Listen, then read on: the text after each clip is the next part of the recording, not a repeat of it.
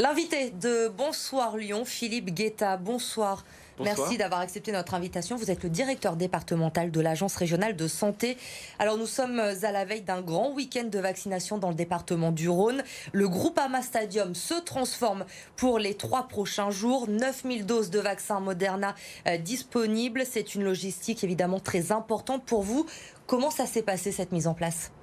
Écoutez, ça s'est passé très très bien. On a eu une proposition du président Olas, le président du groupe OL, de mettre à disposition le Groupama Stadium pour un week-end, le week-end pascal. Et donc on a mobilisé l'ensemble des troupes disponibles pour concrétiser ce beau projet. Donc on a fait appel à nos partenaires naturels que sont les Hospices civils de Lyon, les URPS, notamment l'URPS médecin, l'URPS infirmier, et le SDEMIS qui est vraiment à la manœuvre et qui est effectivement l'élément peut-être le plus moteur de ce projet. Donc je salue d'ailleurs le contrôleur général de l'Aigle qui nous a beaucoup aidé dans la réalisation de ce beau projet. Donc à partir de là, on a mis en place effectivement des lignes de vaccination, on a relié ce centre à Doctolib notamment, pour que les personnes prennent le maximum de rendez-vous.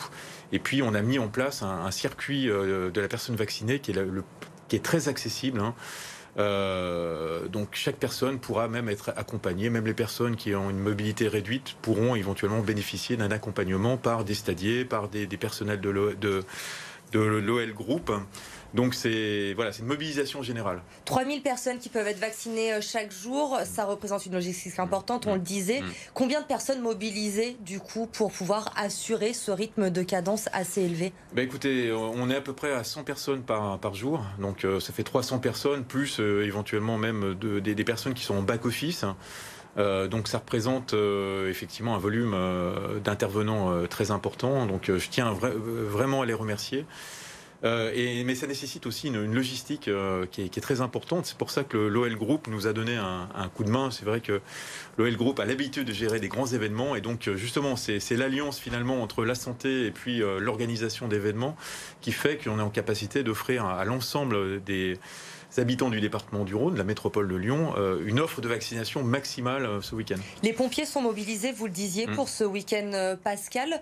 Ils ont dû recevoir une formation pour pouvoir vacciner. Comment ça se passe ? Oui, tout à fait. Bon, déjà, ils sont habilités, au-delà des infirmiers, des médecins, évidemment, mais les sapeurs-pompiers, de par un décret qui a été publié récemment, sont habilités à vacciner, et puis ils ont bénéficié d'une formation par leur père, donc qui leur permet de vacciner dans de bonnes conditions. Parce que c'était aussi le souhait de l'ARS, c'est de faire une opération de masse, mais en même temps garantir la qualité en fait de la vaccination, que toutes les règles soient bien appliquées et que nos concitoyens puissent aller au Groupama Stadium bénéficier d'une vaccination en toute sécurité. Alors vendredi soir, pour le moment, il reste encore des créneaux de libre pour ces 3 journées de vaccination.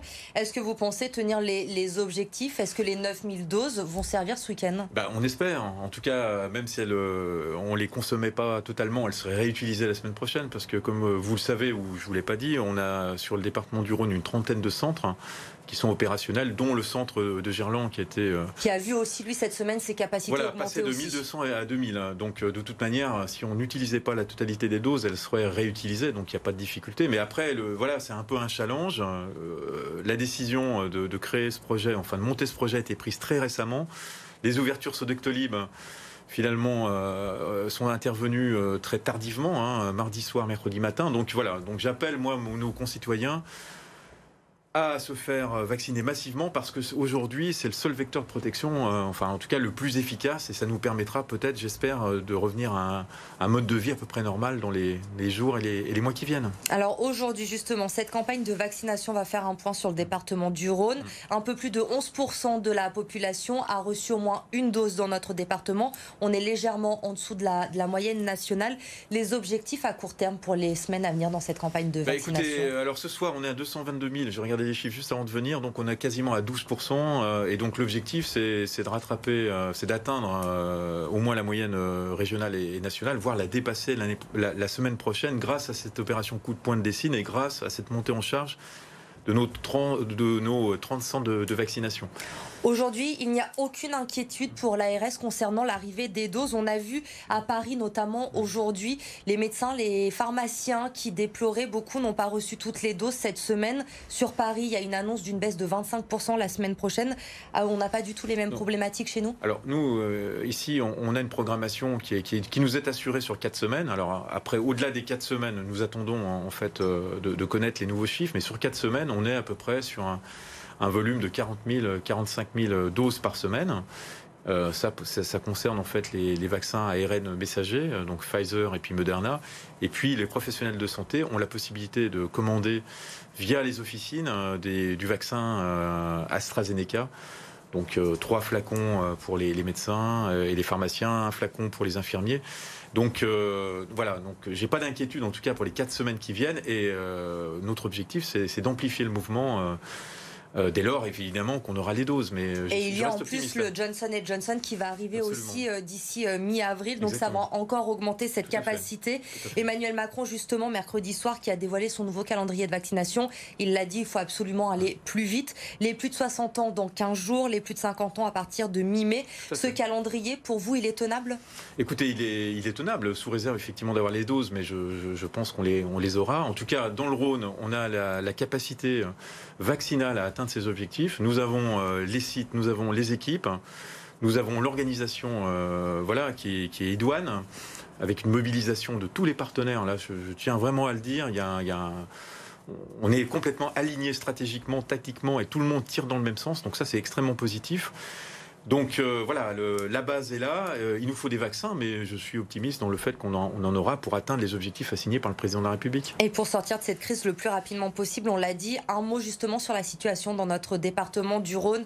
Le taux d'incidence augmente rapidement ces derniers jours. Il y a également le taux de réanimation qui occupe, l'occupation en réanimation. Olivier Véran disait que le pic de la vague arriverait dans 7 à 10 jours. Vous êtes sur les mêmes projections. Est-ce qu'on doit s'inquiéter pour la fin de semaine, la semaine prochaine dans notre département? Écoutez, ce que je peux vous dire, c'est qu'en tout cas, nous, on est très attentifs. Toutes les données, taux d'incidence, taux de positivité sont analysés, je dirais, en temps réel. Et puis surtout, on pilote avec les hospitaliers, à qui je rends hommage d'ailleurs, les capacités de réanimation et les capacités en hospitalisation complète. Donc il y a un dispositif qui a été mis en place à l'échelle de la région, mais particulièrement à l'échelle du département de Rhône, où l'ensemble des secteurs privés, publics, ESPIC, associatifs, travaillent main dans la main pour effectivement assurer un volume de capacité nécessaire à la prise en charge des besoins. Et puis ce que je peux rajouter, c'est que le directeur général de l'agence a écrit aux établissements hospitaliers pour les inciter fortement à déprogrammer. Donc la semaine dernière, c'était 30%. Là, on vient de passer à 50%. Donc, et ce qu'on peut dire, c'est qu'en Auvergne-Rhône-Alpes et à Lyon, on a l'expérience, malheureusement, des 2 pics précédents où, effectivement, on a réussi, notamment dans le Rhône, à passer d'une capacité de 195 lits à 415 lits.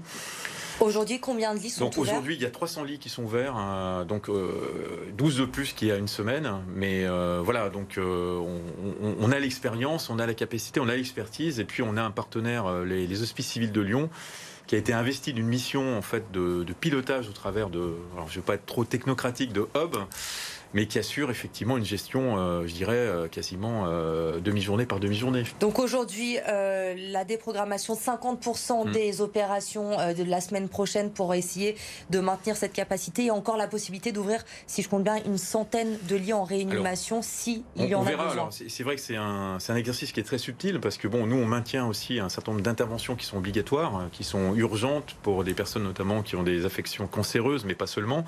Donc il ne faut pas trop déprogrammer pour faire en sorte que ces personnes continuent à bénéficier en fait d'interventions nécessaires.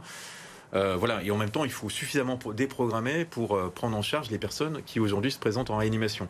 Donc c'est une gestion effectivement très, très tactique, très fine.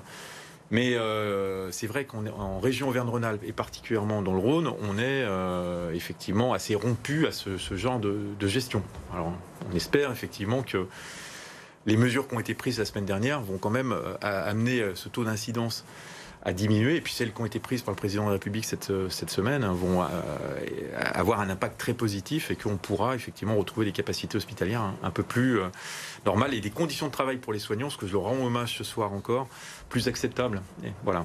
Effectivement, nous rendons encore une fois hommage aux soignants qui sont mobilisés depuis plus d'1 an maintenant. On le dit, on le répète, et c'est important. Merci beaucoup, Philippe Guetta, d'avoir été notre invité ce soir sur BFM Lyon.